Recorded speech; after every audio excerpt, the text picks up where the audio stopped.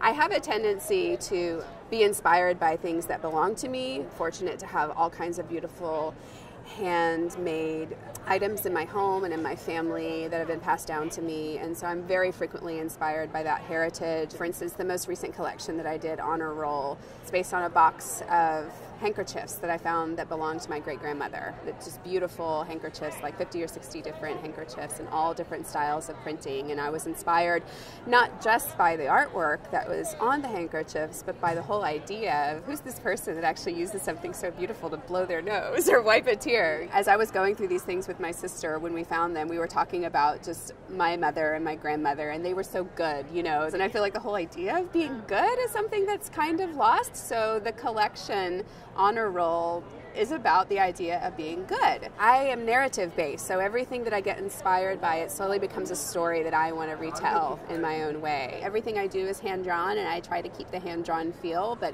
everything's a little smaller and a little bit more precise and just a little tidier, and a much more vintage collection probably than I've ever done. I'm known, I think, for a very saturated palette, but I was inspired by the handkerchiefs themselves and that none of the whites were the same. And over the past 100 years, these colors have developed into something different. So all my whites are a little different. Oh, I think it's absolutely beautiful. Yeah, the colour, the new range, I think it's just so feminine. And it's got a lovely memory from her mother, which really touches us. You know, it's really special, isn't it? And the clothing, it's beautiful.